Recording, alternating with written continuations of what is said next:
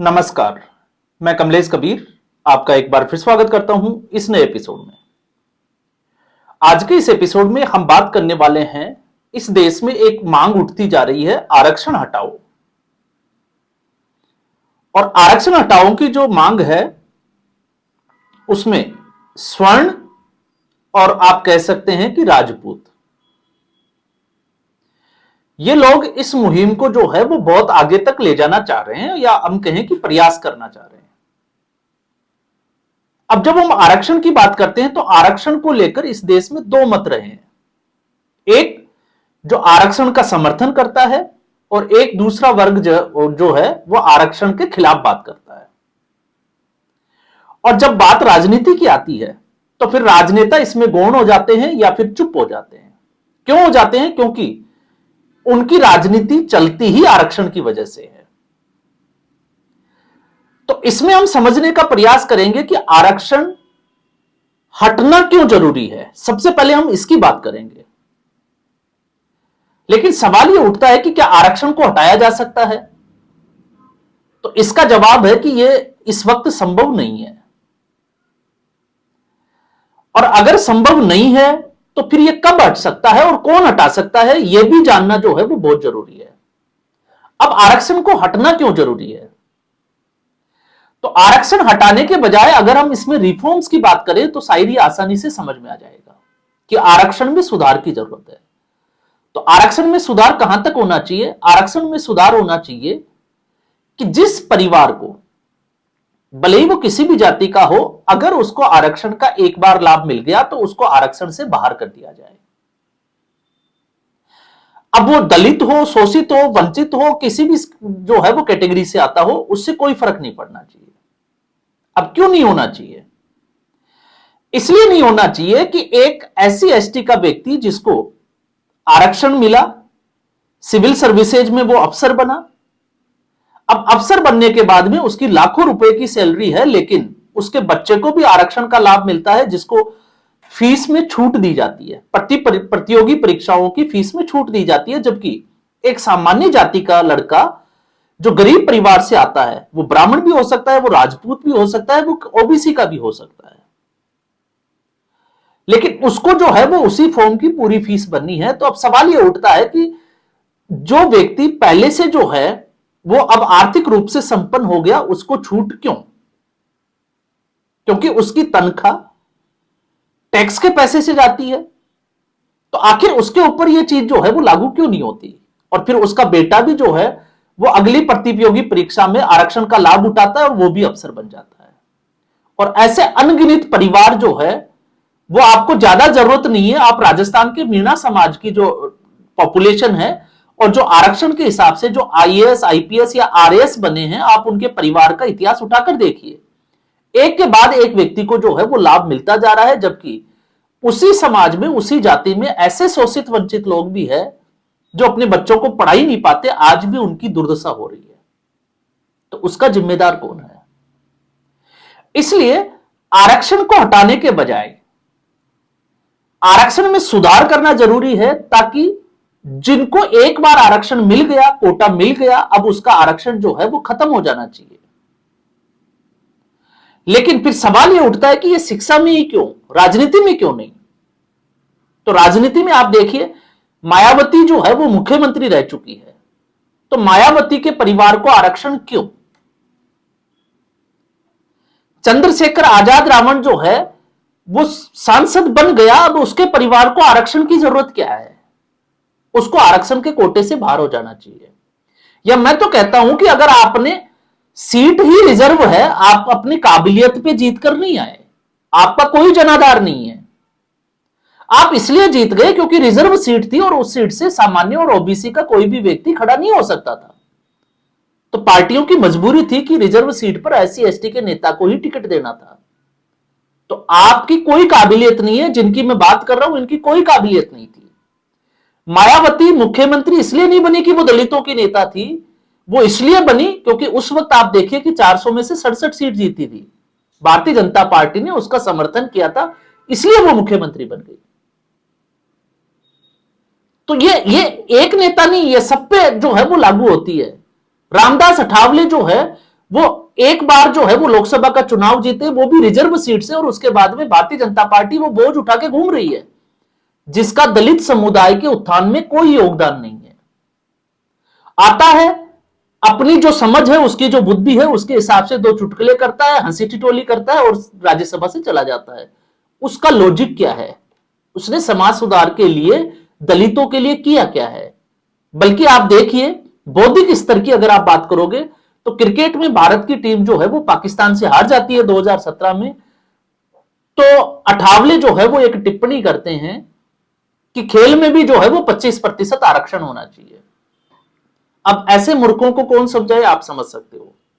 इसके अलावा आप देखिए मल्लिकार्जुन खड़गे, तो मल्लिकार्जुन खड़गे एमपी रह चुके हैं, हजारों करोड़ की प्रॉपर्टी है, लेकिन बेटा जो है वो कर्नाटक में एससी कोटे से गृह मंत्री है। अब आप उसको क्या कहोगे? और फिर वो कहते हैं कि हम दलित है, दलित कार्ड उनको जो है वो फेवर करता है। और ये दोनों तरफ है, सत्ता पक्ष में भी है और विपक्ष में भी है। सत्ता पक्ष में भी ऐसे लोगों की कोई कमी नहीं है। अगर आप सत्ता पक्ष को जो है वो इसमें बख्शते हो तो फिर वो गलती है। रामविलास पासवान एनडीए के हैं। रामविलास पासवान कितने बार जो है वो सांसद रहे और कितना फायदा उठाया उन्होंने कोटा को, लेकिन आज भी उनके बच्चों को पॉलिटिकली जो है वो उसका कोटा संरक्षण मिल रहा है। तो राजनीति में भी पूर्ण रूप से संरक्षण जो एससी एसटी आरक्षण से मिला हुआ है उसको खत्म करना चाहिए कि एक व्यक्ति अगर रिजर्व सीट पे चुनाव लड़ता है तो अगली बार उस परिवार से कोई नहीं लड़ सकता। अब हम आते हैं इसके अलग, सरकार कैसे काम करती है, कथनी और करनी को अगर आपको समझना है तो आप देखिए कि एक व्यक्ति, एक राजनेता जो 2 साल तक अगर उसको सजा हो जाए, 2 साल से अगर कम सजा होती है उसको, तो वो चुनाव लड़ सकता है, उसके चुनाव लड़ने पर कोई रोक नहीं है। लेकिन 2 साल से ज्यादा अगर वो सजा व्याप्ता है या उसको सजा मिलती है तो वो 6 साल के लिए निष्कासित कर दिया जाता है, वो चुनाव नहीं लड़ सकता। 6 साल के बाद फिर वो राजनीति में आ सकता है। लेकिन एक लड़का जो मेहनत कर रहा है, अगर उसके ऊपर झूठा केस भी लग गया या किसी के ऊपर केस लग गया तो वो प्रशासनिक सेवाओं की में तैयारी भी नहीं कर सकता, क्योंकि उसको पता है कि अब उसका सिलेक्शन नहीं होगा। तो ये भेदभाव क्यों? क्योंकि सरकार से अगर हमें जवाब चाहिए तो हमारे पास सवाल जो है वो ठोस होने चाहिए। लालू प्रसाद यादव 6 जो है वो आरोपों में सजा याफ्ता है अलग अलग कोर्ट से, तो उसके परिवार को पॉलिटिकल संरक्षण क्यों? इसका जवाब ढूंढेंगे तब हमें समझ में आएगा कि राजनीति का जो खेल है वो किस तरीके से। और ये मैं इसलिए कह रहा हूं क्योंकि इस हमाम में जो है वो कहते हैं ना, सब नंगे हैं, राजनेता, न्यायपालिका और एग्जीक्यूटिव जिसको हम कहें कार्यपालिका। न्यायपालिका में आप देखिए आरएस गवई कौन थे? बीआर गवई के पिताजी पॉलिटिशियन थे, बिहार और सिक्किम के गवर्नर रह चुके थे, और बावजूद उसके उनके परिवार को एससी का कोटा मिला और बीआर गवई जो है वो सीजीआई बन गए। मैं उनकी बात कर रहा हूं जो एक जाते जाते जो है वो भगवान विष्णु की मूर्ति के बारे में एक टिप्पणी करके चले गए। तो आप सोचकर देखिए, द्रौपदी मुर्मू, रामनाथ कोविंद ये एनडीए के हैं, लेकिन आरक्षण की जो है वो मलाई चाट रहे हैं। अब हम आते हैं शिक्षा में। तो शिक्षा में जब हम बात करते हैं तो यहां पर हर्ष दुबे जो छात्र है जिसने ये मुद्दा उठाया, ये बहुत बढ़िया मुद्दा उठाया, लेकिन एक तरीके से उसका भी जो है वो राजनीतिक उपयोग में लेने के लिए राजनीतिकरण शुरू हो गया। अलग अलग दल जो है वो अपने अपने राजनीतिक फायदे के लिए हर्ष दुबे का इस्तेमाल करने लग गए, और अब ये मामला जो है वो जातिगत जो है, या हम कहें कि जातिवाद की तरफ जाता हुआ दिखाई दे रहा है, जबकि इसको पूरा शिक्षा पे होना चाहिए था। शिक्षा में जो आवाज उठाई कि शिक्षा में आरक्षण कतई नहीं होना चाहिए, शिक्षा में सिर्फ और सिर्फ जो है वो योग्यता का आधार बनाना चाहिए। तो हम बात करते हैं सरकारी स्कूल। आज हम बात कर रहे हैं बिल्डिंगों की और चीजों की। तो आखिर सरकारी स्कूल में जितने भी जो आरक्षण से जो टीचर बन के आए हैं, अध्यापक बने हुए हैं, उनका एक जो है वो मीडिया के सामने टेस्ट क्यों नहीं होना चाहिए? आप उनसे पूछो कि उनके नाम का स्पेलिंग क्या है, देश का स्पेलिंग क्या है, मदर फादर और सिस्टर का स्पेलिंग जो है वो इंग्लिश में क्या होता है, जो कि इंग्लिश पढ़ाते हैं, जो मैथ्स पढ़ाते हैं। आप उनको गुणा भाग दीजिए बोर्ड के ऊपर, मीडिया के सामने आप उनसे करवा के देखिए। तो शिक्षा के स्तर का जो नुकसान है इस आरक्षण ने, बिल्डिंग जर्जर है इससे नहीं हुआ। अगर अध्यापक उस स्कूल में अच्छे होंगे तो वहां बच्चे आएंगे और स्कूलों की जो स्थिति है वो अपने आप सुधर जाएगी। तो आप कैंपेनिंग में जो है वो नहीं फंसे।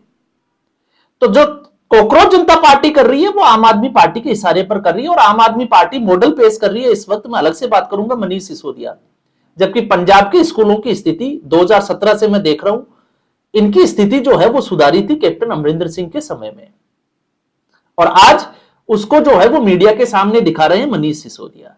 तो उस पर हम ज्यादा चर्चा नहीं करेंगे, लेकिन अब हम आते हैं आरक्षण वाली शिक्षा पे। तो आखिर योग्यता के आधार पर कब तक जो है वो सरकार भागती रहेगी?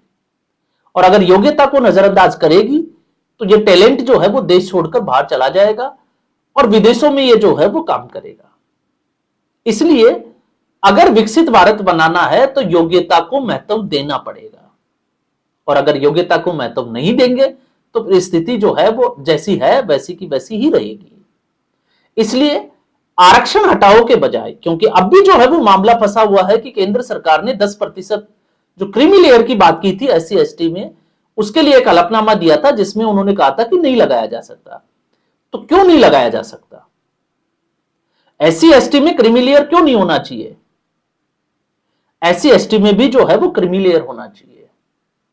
तो लोगों में जागरूकता का होना बहुत जरूरी है, और जब जागरूकता होगी तो उसके बाद चीजें जो है वो समझ में आएगी। आप देखिए कि एक राजनेता का बेटा सरकारी स्कूल में क्यों नहीं पढ़ सकता? एक SC ST का जो सरकारी अफसर है उसका बेटे को प्राइवेट स्कूल की जरूरत क्यों है? जब हम इन सवालों के जवाब ढूंढेंगे तब हमें समझ में आएगा कि राजनीति का जो खेल है वो कब से चलता आ रहा है। अब हम आते हैं अगले सवाल के ऊपर कि आखिर इसको हटा कौन सकता है आरक्षण को। तो आपने देखा होगा आरक्षण हटाओ में जो है वो लगातार नरेंद्र मोदी को घेरने का प्रयास किया जा रहा है। नरेंद्र मोदी को जो है वो कुछ लोग गालियां भी दे रहे हैं, बीजेपी के खिलाफ भी हो रहे हैं। तो आपको यह सोचना पड़ेगा कि आरक्षण लगाया किसने था, उस वक्त कौन सी सरकार थी, किसकी सरकार थी, और आरक्षण संविधान के खिलाफ जाकर कैसे लगा दिया गया। भीमराव अंबेडकर ने जो गलती की वो किस तरीके से की, क्योंकि अभी भी आप चेक करिएगा नवंबर 49 में जब आरक्षण की सिफारिश की गई थी तब संविधान के आर्टिकल 292 और 294 के तहत वोटिंग हुई थी, जिसमें से 7 लोग जो है वो मेंबर थे और 5 लोग इसमें जो है 7 में से वो इसके खिलाफ थे आरक्षण के। मौलाना आजाद, एक ऑब्जर्वर जो है वो रहमान थे, और भी 2-4 नाम है, आप चेक करिएगा फैक्ट्स, वो इसके खिलाफ थे। 2 लोग इसके समर्थन में थे, एक भीमराव अंबेडकर और एक और थे। तो आरक्षण असंवैधानिक रूप से लगा कैसे दिया? ये तो वैसी ही बात हुई कि सरदार पटेल को जो है वो प्रधानमंत्री बनना था, लेकिन नेहरू को बना दिया गया और नेहरू को एक ही वोट मिला था, वो खुद नेहरू का था। तो ऐसे ही जो है वो धारा 370, आपको ये याद दिमाग में रखना पड़ेगा कि धारा 370 किसने लगाई, कब लगी, और जो ये कहते थे कि धारा 370 को छुआ नहीं जा सकता, इसी सरकार ने जो है वो धारा 370 हटा के दिखाई। जिस वक्फ बोर्ड को अनलिमिटेड पावर दी गई, मैं बात करता हूं हमेशा, क्योंकि जब बंटवारा हो गया, मुसलमानों को जो है वो अलग देश दे दिया गया, तो भारत की जो भूमि थी उस पर मुसलमानों का अधिकार साप्ताहिक समाप्त हो गए। और पाकिस्तान में जो आज भी जो हिस्टोरिकल जो पैलेस थे हिंदुओं के, 3 पैलेस, उनको संरक्षण है। इसके अलावा हिंदुओं की सारी जो जमीनें हैं, भूमि है, वो सरकार ने अपने कब्जे में ली और वहां पर बिल्डिंग बनाई। लेकिन यहां पर मुस्लिम तुष्टीकरण की वजह से एक वक्फ बोर्ड बना दिया, प्राइवेट संस्था, और उसी प्राइवेट संस्था ने आप मंदिरों को, चर्चों को, स्कूल के भवन है, लाल किले तक को जो है वो वक्फ बोर्ड की संपत्ति घोषित कर दी। और देखते ही देखते वक्फ की संपत्ति में इजाफा हो गया। तो उस वक्फ बोर्ड के पैरों के जंजीर किसने बांधी? इसी सरकार ने बांधी। जहां पर आप देखिए राम मंदिर का कोई सपने में भी नहीं सोच सकता था, कब से लड़ाई चल रही थी, लेकिन इसी सरकार के समय यह फैसला दिया गया। तो आपको यह याद रखना पड़ेगा, आपको सरकार से समाधान चाहिए या आप सरकार के खिलाफ हो। तो मुझे लगता है आपका मुद्दा यह होना चाहिए कि हमने नरेंद्र मोदी को तीसरी बार जिताया है, हमने भारतीय जनता पार्टी को जो है वो तीसरी बार जिताया है, तो भारतीय जनता पार्टी को हमारे लिए समाधान का रास्ता निकालना पड़ेगा। इसके अलावा आप किसी भी पार्टी से उम्मीद नहीं कर सकते। ये इस देश के इस वक्त के जो है वो वर्तमान राजनीतिक हालात के ऊपर मैं बात कर रहा हूं, तो आपको समझ में आएगा कि कहानी क्या है।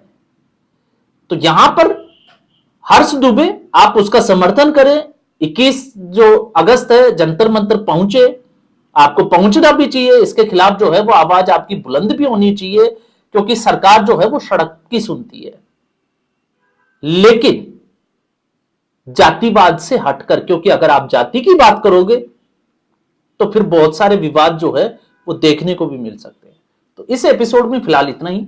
उम्मीद करूंगा वीडियो एपिसोड आपको पसंद आया होगा। वीडियो को लाइक करें, शेयर करें, चैनल जरूर सब्सक्राइब करें। धन्यवाद।